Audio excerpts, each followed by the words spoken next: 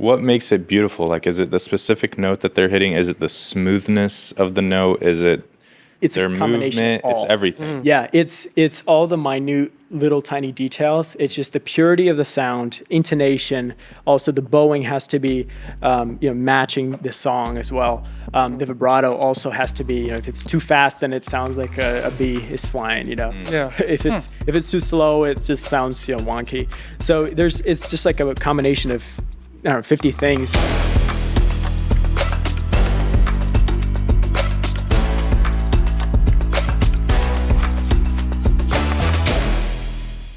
Welcome, everybody, to part 2 of our podcast with Elijah Luzginov. Is that right? Yes, sir. Okay, perfect. Last episode, we got to just get to know Elijah a little bit and his upbringing and how he got into playing the violin. Now we get to kind of get into some of the fun stuff. Yeah. Some fun questions that Nico and I have had. And we wanted to start talking about last night. So let me give you the picture of what last night was, and we'll kind of fill that picture out on as we go.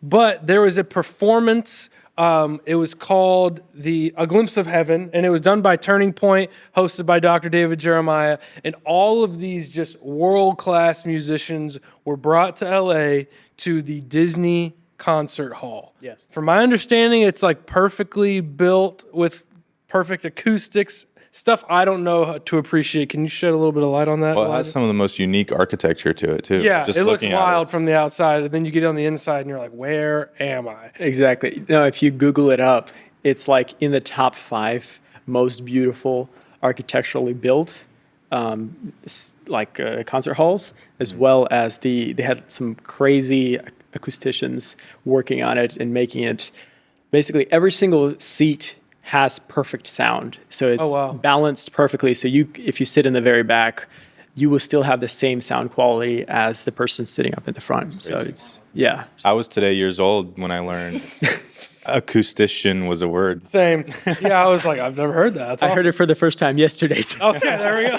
Yeah, it was just the level, and we were all, the three of us were all in the room. Elijah performed. Nico was backstage, right? Yeah, I was. Yeah. I mean, I was working with behind the scenes stuff. Okay, and then I was in the audience, so we actually had 3 different perspectives. Didn't know that. But yeah, it was just a world-class venue, and all of the songs were about heaven in some way, either worship or just some aspect of heaven. And it was to promote Dr. Jeremiah's upcoming book, The Promise of Heaven. Mm-hmm. And man, it was a 2-hour concert. Just some of the craziest music I've ever gotten to listen to. And Elijah got to perform in 4 or 5 of those songs. 3 or 4, yeah. 3 or 4, yeah. Mm-hmm. Yeah, and so with that, we have a lot of questions because we're not musicians and you are. And there were some things that we kind of got to see and understand, that brought up questions because I don't know anything about orchestras or playing or anything. But before we get into some of those fun things, tell us your experience. What was that like for you? Yeah, I mean, this has been a dream come true for sure. Not only was it at the Walt Disney Concert Hall, world-class venue, but it was with a 60 or 70 person choir, as well as the LA Philharmonic, which is a massive deal. They are like top 10 orchestra in the world. So playing with them has been just an insane opportunity. As far as the emotions and like just how everything went yesterday, I mean, obviously you're just at peak emotions all the time. I mean, backstage, I was constantly just in prayer, just trying to, just like, Lord, use me. Because I was actually playing a song right after Dr. David Jeremiah was sharing the gospel. And I was like, man, this is the moment where I could, God could use my music to maybe touch somebody even more. That's really cool. And so just praying for that. Obviously very emotional just because listening to the music backstage, I mean, it was just all about heaven, and we all have eternity written on our hearts, right? Yeah. And so we all know that we will die one day, and that was very special. As I was practicing in my dressing room for basically 3-4 hours before the concert, and just that itself, it was such a kind of a nerve-wracking experience, but it was also coupled with such an excitement that you don't get that. And then on stage, I'll share one thing I think I was playing this one song called "Better Is One Day" with Zendi Jeremiah, your sister. Yeah. And so that was, I think, at the end of that song, it was the most ethereal. I don't even know how to say that word, but it's like a spiritual experience. Yeah. It was just right after this one beat drop, and we're looking at each other, and just it was just wild, like just all the sound, all the luscious orchestra playing, and then the whole concert hall is filled with people. Mm-hmm. I think that was just a top moment in my life. Like it was just, you guys killed it too. It sounded so good. Yeah. So that was my spiel for yesterday. So. Yeah. So the first question that I have, diving into some of the specifics, is in our last episode we talked a little about what it meant to be in the different chairs, like first position and all of that. At the beginning, there was I believe it was the first chair violinist walked in kind of by herself after everyone was set and sits down and everyone kind of acknowledged her. Mm-hmm. Is that like a respect thing for the first seat? Is it specific to the position that she was in, or is she like a very well-known, respected violinist, and so people were paying their respects? How can you just break that down? Yeah, for sure. For us, because I thought that was that's really a good question. Yeah, it was a really good question. Usually they have. Yeah, so everybody's kind of paying respects to the concert master. They are the leader of the whole section, and they are the most highest paid in the orchestra, but also usually the ones with the most experience. Okay. And they have the most responsibility. I mean, compare that to somebody in the back that's not as seen. Mm-hmm. They don't have to know everything. Yeah. Like memorize it and everything, but the concert master usually has like a whole set of more responsibilities. It's a completely different job than sitting somewhere else. So so we're just paying our respect for that. And also everyone did the foot stomp too when they walked in, and a lot of people smiled. It seemed like, oh, this is somebody that they all like and look up to. It was kind of a very cool moment. Yeah. It was like, okay, this is the leader, and not only do they respect her, but it seems like they all like her. And yeah, exactly. Yeah, so it's kind of like not the CEO of a company, but like somebody up there in the company that the manager in a sense, you know what I mean? And and she comes up and then she gives the A, or the oboist. Usually they will play an A, and then everybody else tunes to that note. And so she will kind of initiate that by looking at the player and just kind of give him the signal for the 3 A's that go for the string section. Why is it the oboist that does it? Do they have the most That's a really good play of the A note or what? I'm not exactly sure on that. That's funny because when it happened, I was like, who did that? Like, why isn't why isn't it the tuba? You know, like. Well, I don't know why, but I know that they have to get that. They make sure they're like perfectly in tune because like everybody tunes to that note.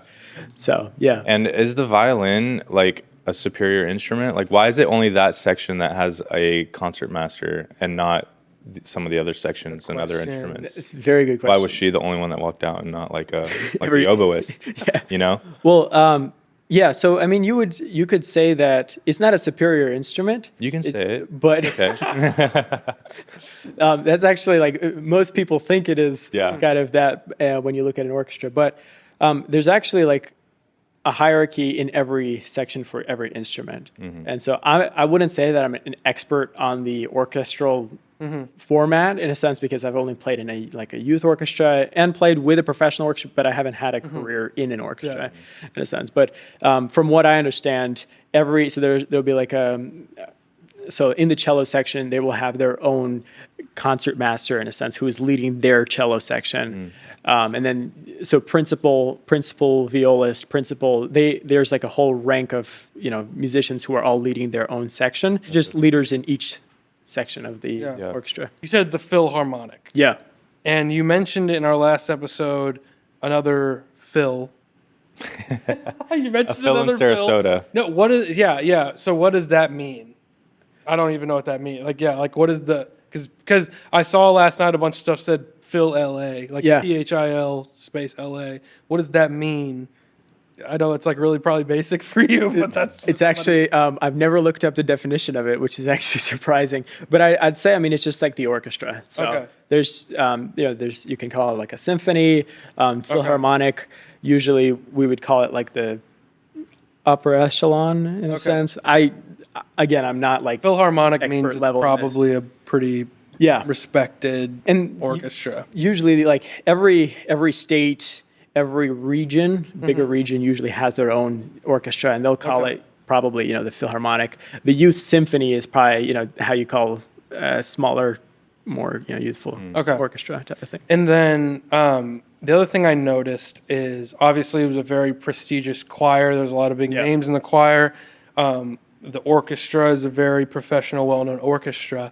But I don't know if you picked up on this. There was actually a handful of people from our church, and I don't know if it was basically just our church, who were sprinkled in.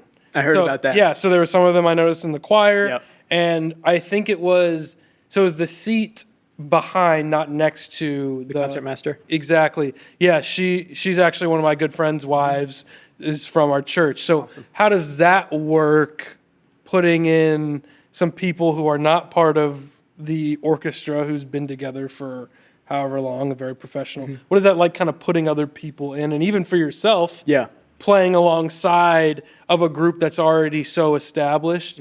What is it like? And even the Conductor. Yeah. Okay, I was like, am I getting confused?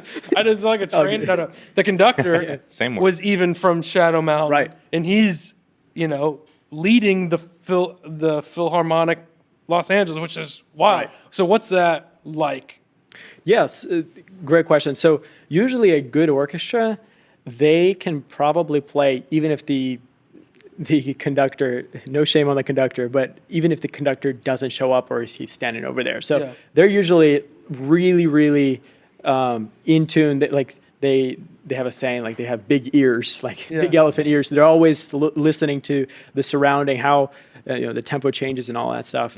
And the real directions are coming from the music. So where you accelerate, where you decelerate, all that stuff. But the kind of smaller details, that's what the conductor does. Yeah. And he also gives the beat so that you know exactly. He's even just like a visual, and like we were talking about earlier, like you're reading your sheet music in a lot of sense, and you can see his motions in the background. You're not necessarily waiting on every beat. You're going along with that, but he's just kind of a visual representation of where you're following in the music. Yeah, so very helpful, and they have a really great job. And they're also like a coach when you're practicing the music. So they have a view of where they want what they want the group to sound like, and they usually have a really good context of what the composer wanted for this piece. Okay. Is it more on the person coming in? That's the guest. Is it more their responsibility to match them than it is for the group that's being like? Great question. Yeah, like or is it more for them to make you feel welcomed, or that you need to keep up, or whatever? So the orchestra needs to mold around you. So you as the soloist are basically the person who is coming up with how you want to take everything tempo wise, where you want to crescendo, all that stuff. So it's kind of on you. You lead the group. Yeah. But it's also you don't want to like go crazy. So like the orchestra is there to kind of give you a platform and to help you and to make you like accentuate you, make you sound better. And so obviously I had some pressure on me because I was like, these are such high caliber musicians that I've got to live up to the standard and possibly do better. And so it was the first time for me playing with a live orchestra as a soloist. Oh, okay. And so for me that was a little bit nerve-wracking, but I learned so much with just living with it's like a living organism. Right. It's not like you're listening to a track and just playing with it with the steady beat that you've always listened to. You're constantly changing, you're molding to what you hear. You get a constant feedback from what the orchestra Yeah. plays. And Yeah. so, yeah. I wanted to ask you about that, actually, your experience being a soloist and performing live with the full-on orchestra behind you. Yeah. You obviously had a separate piece that you were playing from Yeah. the violins and the orchestra. Was there ever a time last night where the violins in the orchestra were also playing at the same time as you were performing your solo, or do they kind of take a break and allow you to have the spotlight, and then once you're done with your piece, they come back in and do their bit?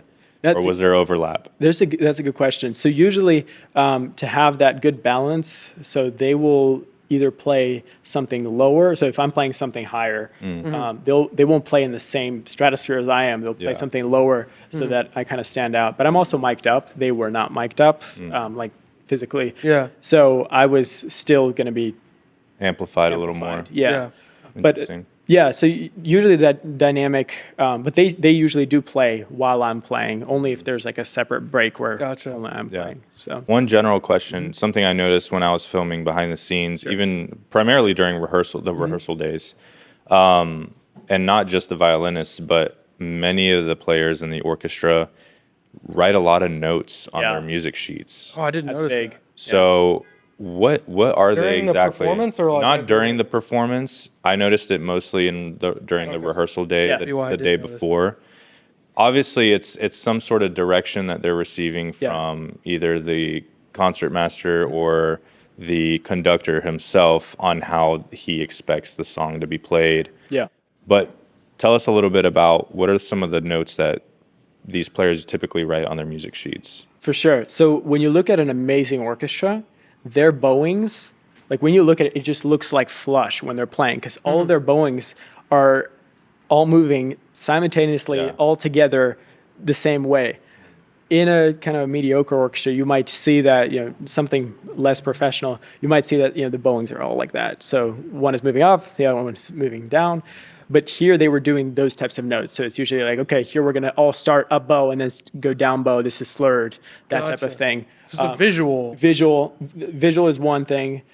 Second one is going to be mostly like, okay, here we're going to be quieter, here we're going to be louder type of thing. So it's just, so details on how we're going to play better as a group visually and, Yeah, and I'm assuming like there's like a kind of shorthand that you guys have, like it's a little symbol that you have a set of symbols in your head. Like, okay, so you don't have to like write like a paragraph in there. You're just like, all right, this means keep it lower. This means up bow. This means down bow. Usually be in like Italian, like accelerando. You write it in. Like we've got basically terminology, smaller symbols that we have. Okay, so. that makes a lot of sense. That's interesting. That like the difference, like you said, between a highly professional is like not only do they want to sound like they're on the same page, but everyone wants to look like even the small. And I noticed that last night, maybe more like subconsciously than anything, but. As I picture, like even like the shoulder movements and the ups and downs were very they become pronounced. unified. Kind of a dance. Yeah, and I specifically watched the first seat that we talked about because I was like, this lady must really know what she's doing because she like everyone like paid respect to her. So I was like, okay, I was trying to find like what's different about like what is, and there wasn't anything that stood out, which is how it should be, I assume. Yeah. But she was just very like every movement was very crisp. Right. Everything like looked the same as everybody else. Yeah.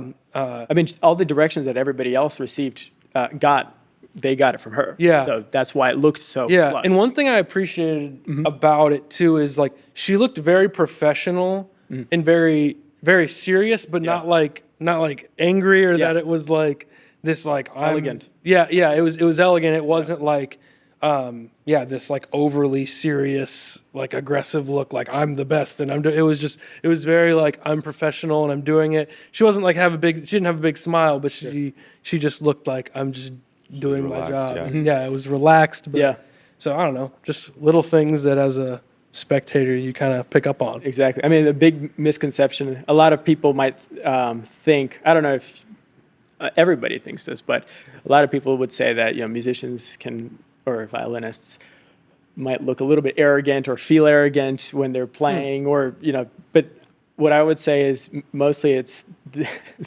mostly the mediocre players who are just big fish in a small pond. Yeah. Yeah. And so they'll be, they'll try to look cocky, but the best players that I've ever met, I mean, one comes to mind, Ray Chen. I've spoken with him for a few minutes in Paris, but that's a whole nother story. But he was just kindest human being, gave me 15 minutes of his own time to talk and just everything. And most of the best musicians that I've ever met, they are just very humble, down to earth, and great people. Yeah. So I'm curious, when you say like the best musician you've ever met, David and I, we could probably listen to The Last Chair and think they're amazing. But what, in your mind, someone that has, a musician's ear, makes someone stand out from, let's say, a more mediocre player? Yeah, that's a solid question. I think every musician is looking for different things, so it's very subjective. Who I think is the best. I would say a lot plays into the person themselves, and actually, their personality could also play into it. Yeah. But playing wise, I would say I'm always looking for just like the most beauty. Somebody could be very technical, and it's like, that's great for you. Like that's but no like elegance or right. There's no like beauty where it just you feel it in the heart type of thing. And what makes it beautiful? Like, is it the specific note that they're hitting? Is it the smoothness of the note? Is it their movement? It's everything. Yeah, it's all the minute little tiny details. It's just the purity of the sound, intonation. Also, the bowing has to be matching the song as well. The vibrato also has to be, if it's too fast, then it sounds like a bee is flying, If it's too slow, it just sounds, wonky. So it's just like a combination of, 50 things. But whenever you find, I can think of a few musicians that I've met that you just listen to them and you just want to sit back and just keep listening. Yeah. It's just so good. Yeah. So, yeah. You can't always put your finger on exactly what it is, but it's because it's so many different things blended in. That's cool. I'd say that developing as a musician, I grew up looking at a few musicians and just being like, wow, that is artistry. Yeah. And I pick that one thing that I really love about them and try to display it in my own playing. Yeah. And after a while, like you just take on that characteristic. If you really like focus on that one thing. And so one of the guys that I knew that helped me out a lot, he was a violinist back when I was a kid. He had a really great vibrato. And I was like, man, this guy just really has a good sense of feeling the music. Yeah. And he was still, he's still a teenager, but I really just listened to a lot of his vibrato and started emulating it. And then after that, I didn't really even need to be taught how to do vibrato. It was kind of natural, but it was just a lot of practice of seeing his vibrato and then just trying to emulate that and all that stuff. And so in that way, finding those characteristics in the very best players and trying to emulate that. And I'm not saying that I'm anywhere near the best player, but I'm trying to be. Cool. And so it's a work in progress. So I have one last question about last night. Sure. Obviously, the concert that we were talking about that happened last night involved a lot of different artists, vocalists that were on stage, and some that you got to play with. Do you mostly, in your career, I'm assuming, correct me if I'm wrong, but you mostly play instrumental music? You don't have a vocalist singing over top of what you're playing. So what was it like yesterday getting to kind of play the underscore of someone singing, and how is it different than maybe if you're playing at a wedding where there's no one singing and you're just kind of providing the instrumental music? Yeah, that's a really good question.